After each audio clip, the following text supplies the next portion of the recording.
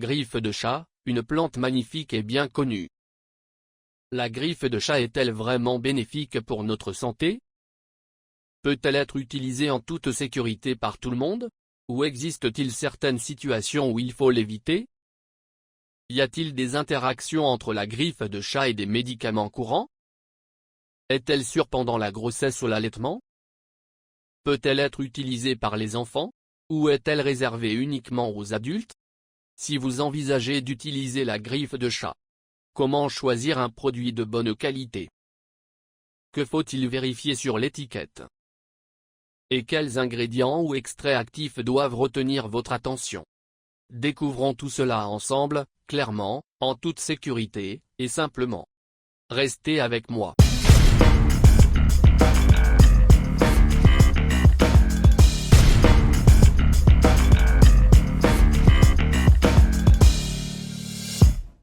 Que la paix soit sur vous. Je suis Hussein Lotofi, et vous regardez la chaîne Atlas Pharmacist, dans un nouvel épisode de A à Z, les plantes médicinales. Bienvenue. Pour commencer, voici les titres de l'épisode d'aujourd'hui. Ce sera une vidéo simple et rapide. Si vous cherchez un sujet précis, allez directement à la partie où ce titre apparaît. Mais si vous voulez tout savoir sur cette plante, restez avec moi du début jusqu'à la fin. Commençons comme toujours, avec un petit aperçu général. Juste quelques informations simples et utiles sur la plante du jour, la griffe de chat. La griffe de chat pousse naturellement dans la forêt amazonienne. Son nom scientifique est un Caria tomentosa. Le nom griffe de chat vient de la forme de ses petites épines, elles ressemblent à des griffes de chat. Alors, que contient cette plante? Voyons ses composés actifs. Il y a beaucoup de substances naturelles dans cette herbe, mais aujourd'hui, on va se concentrer sur 3 groupes importants. 1. Les alcaloïdes. Ces composés sont essentiels pour renforcer le système immunitaire. 2 très importants sont OPOA, alcaloïde oxynodolique pentacyclique. OTOA, alcaloïde oxynodolique tétracyclique. Ce sont les composés les plus importants à surveiller quand on choisit un produit à base de griffe de chat. 2. Les glycosides. Ils aident à réduire l'inflammation. Ils ont aussi de légères propriétés antivirales. 3. Les polyphénols. Ces composés sont connus pour leurs puissants effets antioxydants.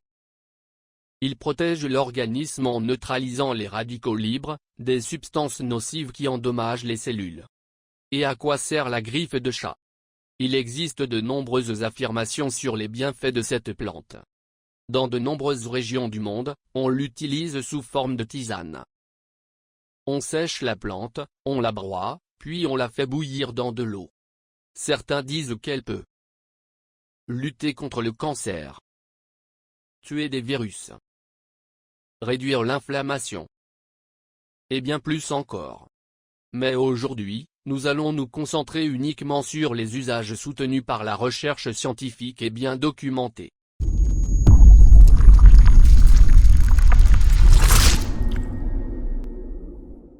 Le deuxième sujet que nous allons aborder aujourd'hui, comme toujours, est très important.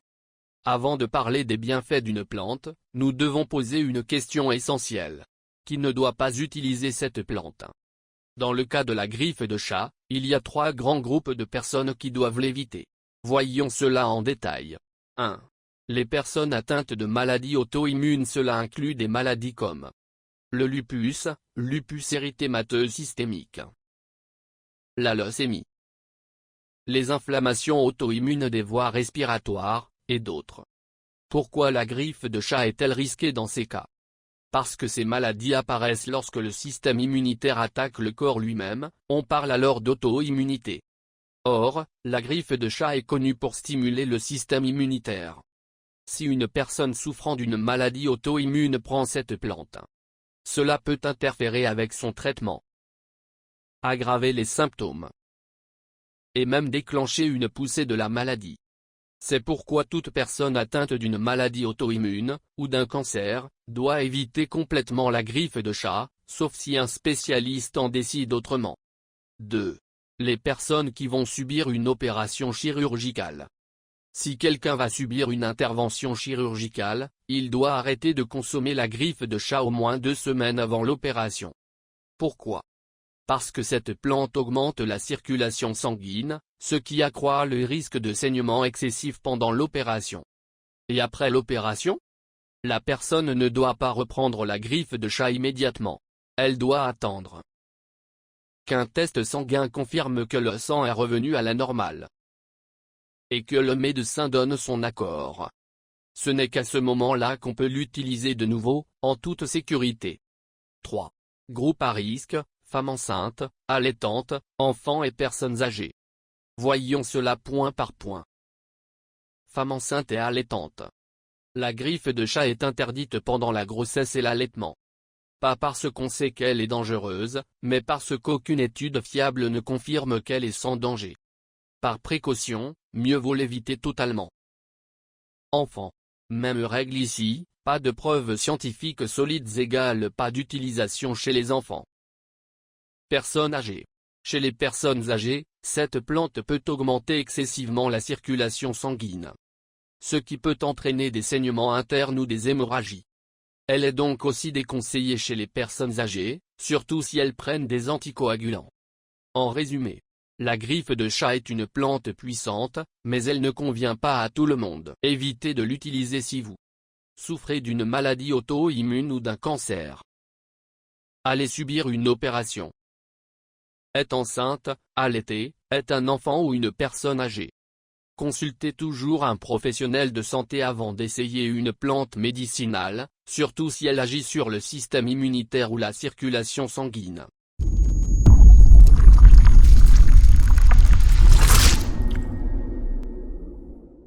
Le troisième sujet que nous allons aborder aujourd'hui, les interactions entre la griffe de chat et les médicaments courants. Ce sont des interactions sérieuses et importantes, qu'il faut bien comprendre avant d'utiliser cette plante, surtout si vous prenez des médicaments de façon régulière. 1. Médicaments anticoagulants et antiplaquettaires, fluidifiants sanguins. La griffe de chat peut augmenter les effets fluidifiants du sang dans l'organisme.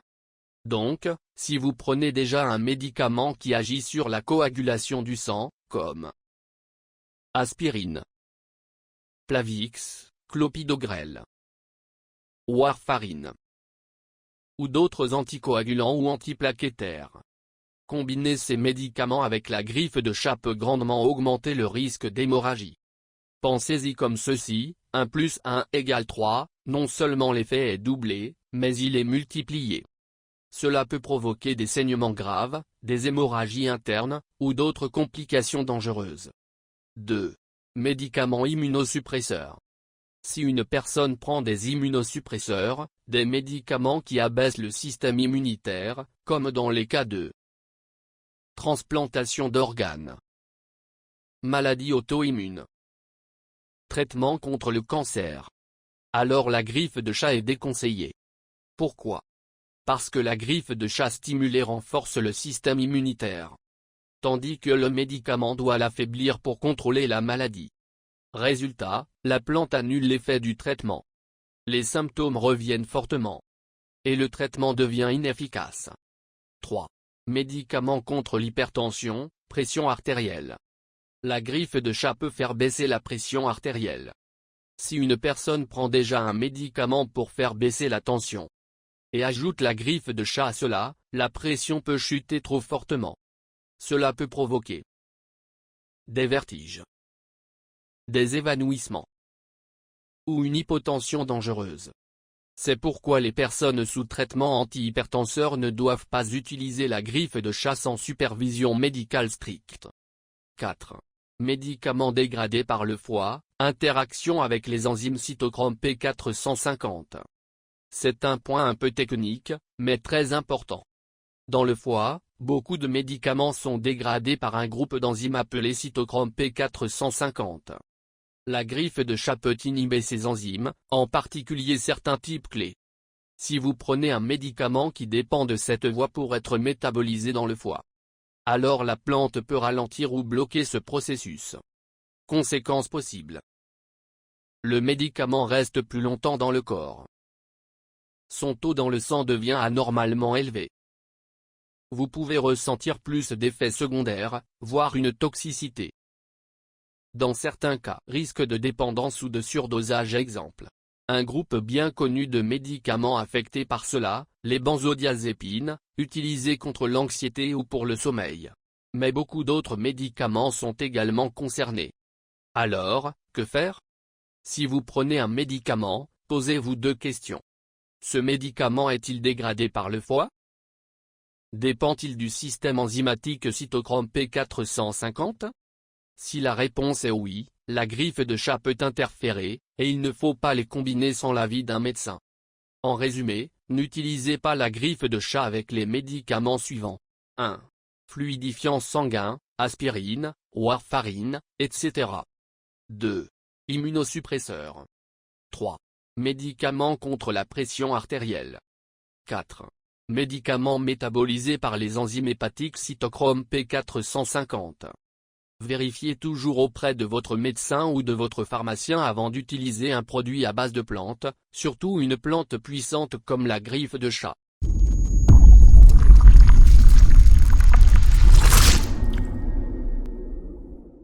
Le titre juste avant la fin de l'épisode d'aujourd'hui est « Je suis une personne en bonne santé, aucun problème de santé, et je veux juste essayer cette plante. Puis-je en tirer des bienfaits ?» La réponse est oui, et voici comment l'utiliser de manière efficace et sûre. Nous avons 3 utilisations principales de la griffe de chat chez les personnes en bonne santé. 1. Renforcer le système immunitaire. Imaginons une personne qui tombe souvent malade. Grippe fréquente, rhume, toux, infection pulmonaire. Et le médecin dit, votre système immunitaire est faible. Dans ce cas, la griffe de chat peut être très utile, car elle soutient naturellement et renforce l'immunité. Dose recommandée. Entre 250 et 350 mg, 1 à 2 fois par jour. 2. Réduire la douleur et l'inflammation. Certaines personnes en ont assez de prendre des antalgiques. Douleur corporelle, douleur articulaire, inconfort chronique. Est-ce que la griffe de chat peut aider? Oui, elle agit comme un anti-inflammatoire naturel et un antidouleur léger. Dose recommandée dans ce cas. Entre 350 et 500 mg, 2 à 3 fois par jour. Cela peut soulager les douleurs quotidiennes, sans abuser des médicaments chimiques. 3.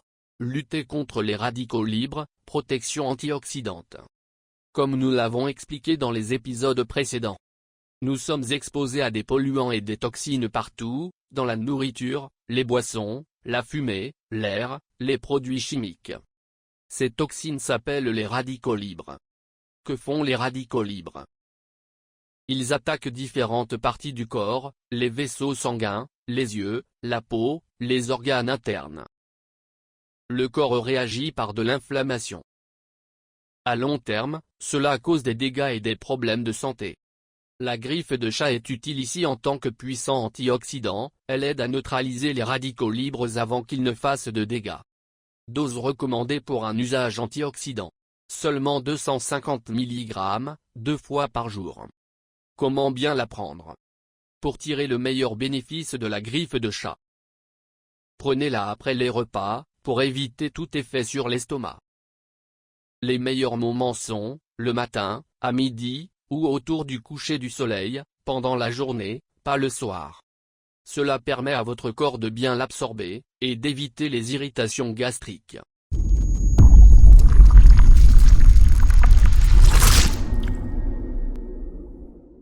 Le dernier sujet que nous allons aborder aujourd'hui est le suivant, je veux acheter de la griffe de chat, comment choisir le meilleur produit?